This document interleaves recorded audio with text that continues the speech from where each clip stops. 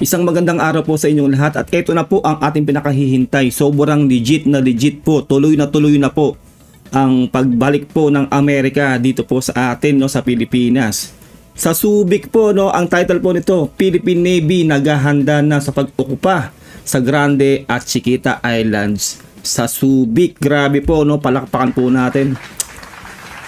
Sobrang solid po talaga ng Amerika dahil hindi po sila bumibitiw sa pagsuporta po sa atin. At ang susunod po natin dito, nagagawa ng reaction video. Ang title po nito, Japanese Warship JS Noshiro nakadaong sa West Philippine Sea. Malaking kudos din po sa Japan dahil hindi rin sila tumitigil sa pagsuporta po sa atin. Bago natin simulan to, kung hindi ka pa nakasubscribe sa ating channel, mag-subscribe ka na para ma-update ka kapag naglalabas tayo ng ganitong reaction video. Simulan na natin to. Let's do this. Yes, the thrust right now of the Philippine Navy is to prepare for the eventual occupation or preparation of the land that will be awarded through a presidential proclamation declaring part of SBMA and Grande Island, Chiquita Island as military reservations. Naghahanda na ang Philippine Navy sa posibleng pag-okupa sa Grande at Chiquita Islands sa Subic Bay.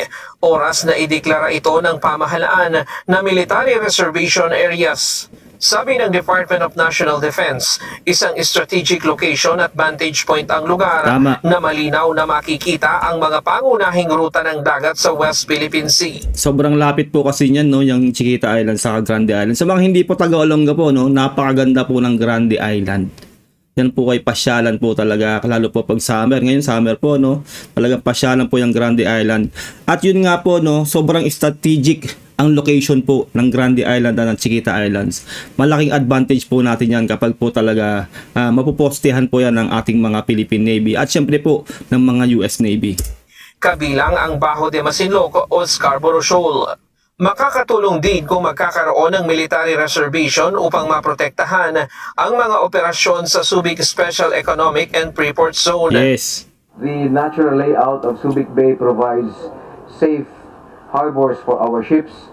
The aircraft, we have a runway that's already existing, hence the need to be able to have a military presence, a foothold in the Subic area. Actually po, syempre po taga Subic po tayo, no, taga Olonga po tayo, kaya alam po natin yan.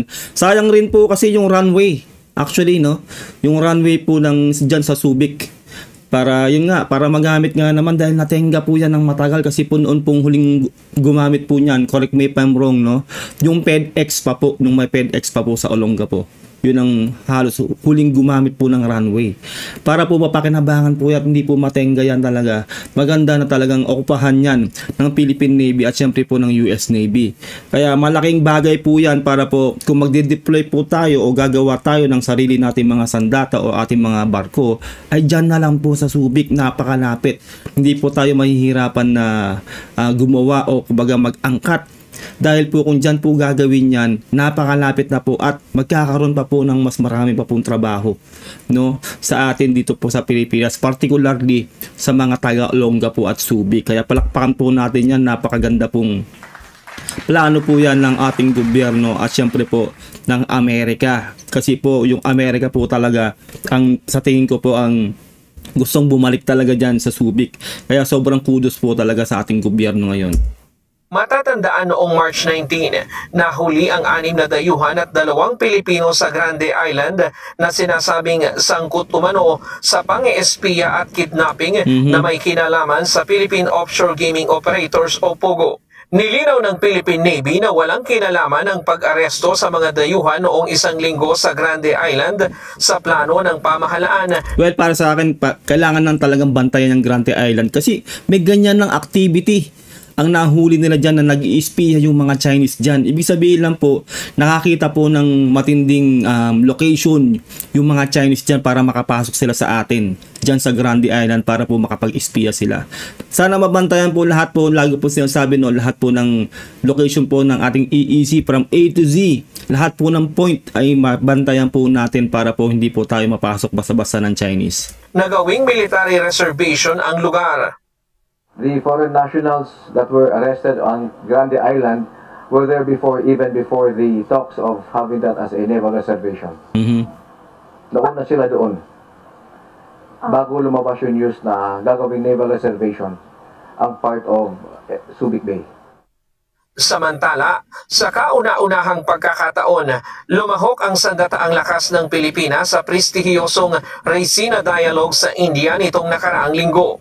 Pinangunahan ni AFP Chief of Staff General Romeo Brawler Jr. ang pagdalo ng Pilipinas, kung saan nakibahagi ito sa mahahalagang diskusyon tungkol sa regional security at defense cooperation. Dapat po natin gawin yan dahil marami po tayong kakamping bansa at dapat tayong makilahok sa mga aktibidades na yan para makita nila na tayo po ay eager, no? Eager po tayo na makilahok sa kanila at para makita nila na tayo po talaga ay puspusan po ang pakikilahok sa kanilang mga aktibidades para hindi nila maisip na ay wala tong Pilipinas, puro forma lang to, hindi naman nakikisama. Para po ganahan pa po ang mga malalakas sa bansa na suportahan po ang Pilipinas. Hinikayat din ito ang India at South Korea na sumama sa security group na Squad, isang informal multilateral partnership sa pagitan ng Pilipinas, Estados Unidos, Australia at Japan. During the event, he engaged in key discussions on regional security and proposed expanding the Squad. This security grouping to include India and South Korea to strengthen Indo-Pacific defense cooperation. Inihayag din ni Brawler sa dialogue ang lumalagong ugnayan ng Pilipinas at India sa pamamagitan ng mga joint maritime exercise, defense acquisition at training exchanges. Sabi ng AFP, layo nitong palawigin pa ang pakikipag-alyansa sa mga bansa na may kahalintulad na pananaw upang mapanatili ang bukas at malayang Indo-Pacific region. Dapat lang po talaga tayo mag-push, no? Tayo yung talagang makisama sa mga malalakas sa bansa na yan. Dahil real talk po, tayo po ang nangangailangan ng matinding suporta ng malalakas sa bansa na yan. Tayo po yung naghahabol na magpalakas, no? Real talk po yan. Kaya sobrang galing po ng diskarte ng ating gobyerno ngayon, particularly ni Pangulong Bongbong Marcos. Diba po? Kinakaibigan niya po yung mga bansang yan para po dumami pa ng dumami ang mga bansang pwedeng sumuporta sa atin. Malaking kudos po sa ating Pangulo. Overall thrust with all of this is of course mapalawig nga natin yung alliances na natin with like-minded nations and well-meaning nations. And so we're reaching out to the most number of nations that are willing to join us in this bandwagon towards one common goal, to maintain an open, free and open Indo-Pacific. Tama yon, para lalong masindak ang China dahil maisip ng China, ay naku, lahat na lang kalaban natin. Mukhang kailangan nating mag-isip-isip ng mabuti. Di ba po? Dapat lang nagawin natin yan. Ang Raisina Dialogue ay isang taunang pagtitipon ng mga policymaker, opisyal ng militar at eksperto sa iba't ibang bansa na isinasagawa sa New Delhi, India. Ryan Lacanlali. Ayun po, no, lipat po tayo dito po sa isang balita na ang title ay Japanese warship na JS Noshiro nakadaong sa West Philippine Sea. Simulan na po natin to, let's do this. Nakadaong sa bahagi ng Zambales sa West Philippine Sea ang pinakabagong warship ng Japan para sa 3 araw na pagbisita. Nakatutok si Ian Cruz. Mula sa frigate training sa Australia, diretso sa Subic, Zambales, ang JS Noshiro, isang multi-mission warship ng Japan. Mula sa labas, matatanab ang flight deck para sa dambuhalang seal chopper ng barko na gamit sa iba't ibang misyon. Hindi pinakunan yung loob nitong JS Noshiro ang isa sa pinakabagong warship ng bansang Japan. Pero yung kanilang pagbisita dito sa Pilipinas, pagpapakita ng matatag na alyansa ng Pilipinas at Japan, lalo na sa kanilang hangarin na magkaroon ng malaya at payapa na Indo-Pacific region. Kasi ganito yan, no? Napansin nyo, ngayon lang po tayo inuulan ng suporta ng malalakas sa bansa, no? Lalong-lalo na po dito po sa Indo-Pacific. Kasi nga po, alam na kasi ng buong mundo na ang Pilipinas ang gumagawa ng mabuti.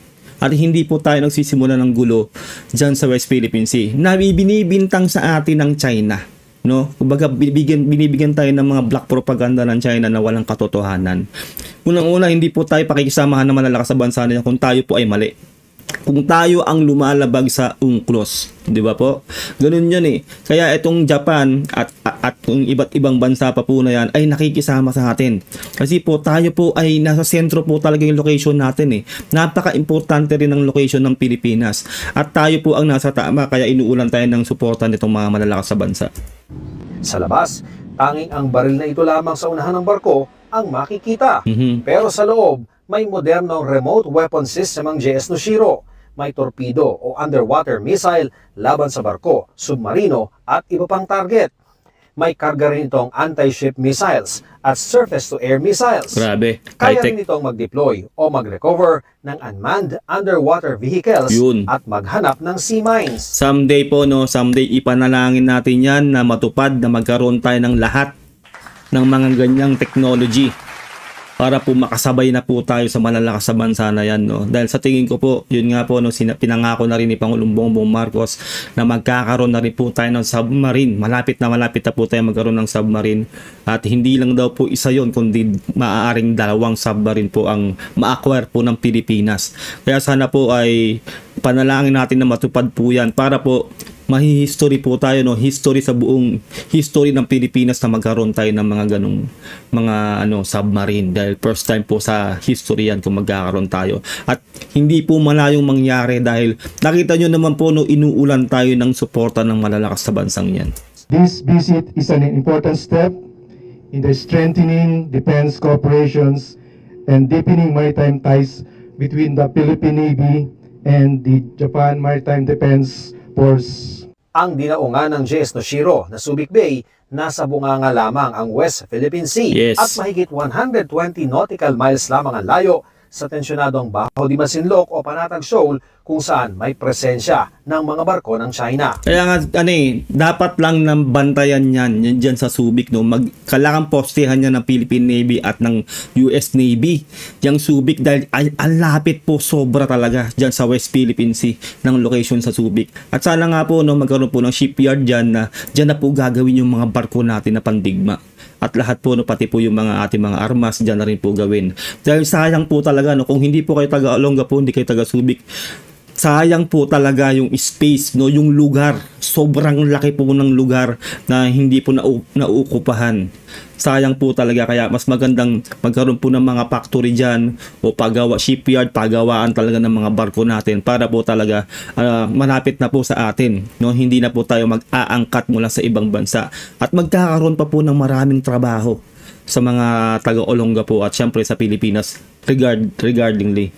We, JS Noshiro, has based in Subic Naval Base for the first time as a Japanese warship. Those activities will contribute to peace and stability in the areas.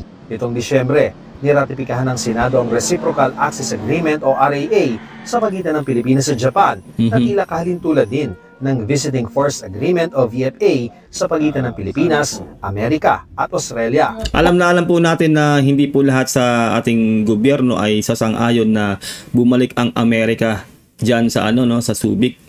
Pero po sana po ipanalangin natin na mas lamang o mas manalo ang mga boboto na makabalik po sila dyan. At yun nga na mag-improve po ang Subic para po dyan na po gagawin lahat ng ating mga activity. Siyempre babantayan yan. Dyan na rin tayo magbubuo ng ating mga barko. Kasi po kailangan po natin yan. Alam mo naman po natin marami pa rin pong pro-China na nakaupo po sa atin, no? Hindi po mawawala yan. Pero sana po mas mamayani yung mga may pusong Pilipino talaga para ipaglaban ng ating bansa. Sana po sila po ang magtagumpay para po matuloy po lahat ng mga project na yan sa Subic at hindi lang po sa Subic, no, at sa ibang lugar pa po sa Pilipinas. Umaasa ang Pilipinas na mararatipikahan na rin ang RAA ng Japanese Diet ngayong taon. Para sa GMA. Ayun lang po, no, ate po nagawa ng reaction video, mga video na to. Sana po matupad po to. At yun nga po, no, dire-diretso po tayo. Sana po umunlad lalo ang ekonomiya ng Pilipinas dahil po pag bumalik po talaga ang Amerika, alam niyo naman po yung buhay noong araw nung mayroong Amerikano, sobrang ganda po ng buhay natin.